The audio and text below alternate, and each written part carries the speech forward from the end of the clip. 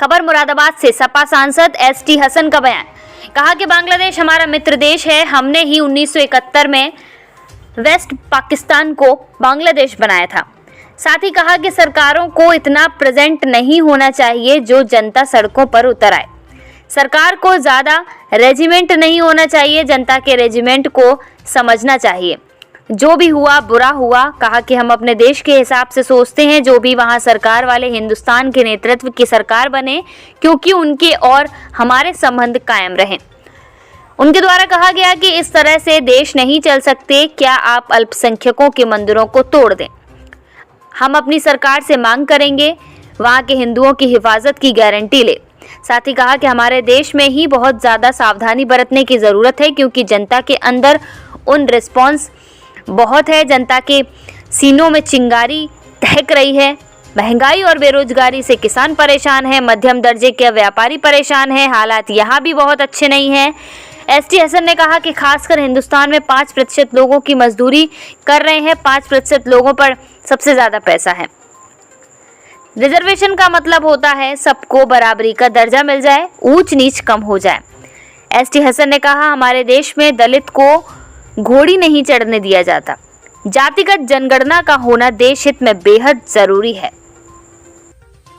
बांग्लादेश में रिजर्वेशन को लेकर सहमत का जो सवाल हो रहा है तो वहाँ की एसडीएम से हसीना की भी रिजाइन करना है। देखिए, बांग्लादेश के बहुत अफसोसनाक हालात हुए हैं। बांग्लादेश हमारा मित्र देश है। हमने ही 1971 में वेस्ट पाकिस्तान को बांग्लादेश बनाया था और शेख हसीना साहिबा मुजीबुर रहमान साहब की बेटी हैं, जो कि फ्रीडम फाइटर थे और उन्होंने बांग्लादेश की बुनियादें रखी। रिजर्वेशन जो फ्रीडम फाइटर्स का वहाँ पे हुआ वो 4% था, बाकी 3% वैसा रिजर्वेशन था, लेकिन 93 या 94% तो वहाँ अनारक्षित है। मेरिट के बेसिस पे वहाँ पे नौकरियां दी जाती हैं। उसके बाद भी इतना बड़ा बवाल हो गया। इसके पीछे क्या क्या कॉन्स्पिरेसी है, उसको भी हम सबको सोचना पड़ेगा और सरकारों को भी इतना रिजिड नहीं होना चाहिए। जब जनता सड़कों पर उतर आए, अभी आपने देखा पिछले साल श्रीलंका में भी यही हुआ, लोग सड़कों पर उतर आए और उन्होंने भी इसी तरह के सारे हालात पैदा कर दिए। तो सरकार को ज़्यादा ना तो रिजिड होना चाहिए, जो जनता के सेंटिमेंट्स है उसको समझना चाहिए। लेकिन जो भी हुआ वो बुरा हुआ और हम तो अपने देश के हिसाब से सोचते हैं कि जो भी वहाँ पे सरकार बने वो हिंदुस्तान के मित्र सरकार बने, ताकि हमारे उनके ताल्लुकात कायम रहें।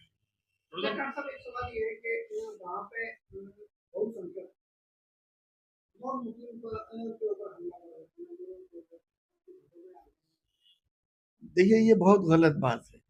हम इसकी घोर निंदा करते हैं। इस तरह से देश नहीं चला करते। क्या आप अल्पसंख्यकों के मंदिरों को तोड़ दें या उनके ऊपर जुल्म करें? उसके लिए हम अपनी सरकार से इस बात की उम्मीद करते हैं कि वो हस्तक्षेप करे और वहाँ के हिंदुओं की हिफाजत की गारंटी ले। लगातार देश में आरक्षण की मांग चल रही है, जातिगत जनगणना की मांग चल रही है। आप देख रहे हैं कि बांग्लादेश में जो आरक्षण को लेकर पूरा प्रकरण चल रहा है, किस नजरिए से देखते हैं कि अपने देश में क्या कुछ सावधानी बरतनी है?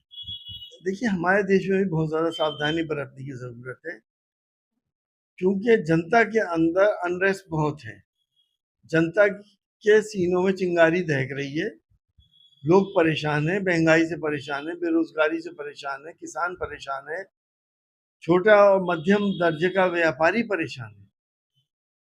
तो हालात यहाँ भी बहुत अच्छे नहीं है और जो खास तौर से हिंदुस्तान के अंदर 5 से 10% लोग ही हिंदुस्तान के ऊपर रूल कर रहे हैं और हिंदुस्तान की सारी वेल्थ भी, पैसा भी ज्यादातर 5% लोगों के पास है। रिजर्वेशन का मकसद ये होता है कि सबको बराबरी का दर्जा मिल जाए और छुआछूत और ऊंच नीच खत्म हो जाए। लेकिन हमारे देश में हम ये देख रहे हैं कि आज भी दलित भाई को घोड़े पे अगर चढ़ गया है तो उसकी आफत आ जाती है। बारात को घोड़े पे नहीं चढ़ने देते, किसी कि घर में अगर पहुंच गया है तो उसको बाहर निकाल दिया जाता है और किचन में तो जाने का किसी का सवाल ही नहीं। तो हमें अपने यहाँ पे जब तक ये नहीं मालूम होगा कि किस जाति के लोग कितने हैं, तब तक हम उनके साथ इंसाफ कैसे करेंगे। इसलिए जातिगत जनगणना का होना देश हित में बहुत जरूरी है। वो होना चाहिए ताकि सबको साथ उनका हक मिले और सबको इंसाफ मिले, ना कि चंद ही लोग देश के ऊपर राज करें। और कोर्ट एक्ट में कुछ संशोधन करने जा रही है, क्या मानते हो केंद्र सरकार के? देखिए, जितना भी मुसलमानों से जिस चीज का ताल्लुक है उसको कहीं ना कहीं केंद्र सरकार निगाह में रखे हुए है। वक्फ बहुत बड़ा वक्फ है, हिंदुस्तान में इसकी तकरीबन 9 लाख एकड़ जमीन है। इन्हें अगर संशोधन करना है तो कम से कम इतना करें कि जो अवैध कब्जे हो गए वक्फ की जमीनों के ऊपर, चाहे वो सरकार ने करे हों या लोगों ने करे हों, उनको तुरंत हटवाने की कार्रवाई की जाए। वक्फ की संपत्तियां दो तरीके की होती हैं, एक तो वक्फ अलल औलाद होता है जिसमें अपने औलाद को वक्फ इंसान करता है, वो बिक नहीं सकती, औलाद से औलाद में ट्रांसफर होता रहता है। दूसरा वक्फ अलल खैर होता है जो चैरिटी के लिए होता है, उसके अंदर मस्जिदें हैं, मदरसे हैं, खानकाएं हैं, एजुकेशनल इंस्टीट्यूशंस हैं, ये सारे काम होते हैं। वक्फ कि इन्हें इस बात की इस वक्त ज़रूरत क्या पेश आ गई कि इन्होंने वक्फ के कानूनों को चेंज करने जा रहे हैं, और जिसके अंदर मैंने सुना है कि महिलाओं का भी इसके अंदर कंट्रीब्यूशन बढ़ाएंगे। तो वो तो ऑलरेडी है, मैं भी वक्फ बोर्ड का मेंबर रहा हूँ और हमारे वक्फ बोर्ड में उत्तर प्रदेश के 2 महिलाएं अभी भी हैं। दूसरी बात ये है कि जो वक्फ की संपत्तियों का मिसयूज हो रहा है, 2-2, 4-4 रुपए जिनके सिर्फ किराए आ रहे हैं, उन संपत्तियों के लिए कुछ करें तो मैं समझता हूँ ज़्यादा बेहतर होगा। दूसरा, जो वक्फ के अंदर जो करप्शन हो रहा है उसको रोकने की कोशिश करें तो लोगों को बहुत बड़ा फायदा होगा, ये जनहित के काम होंगे।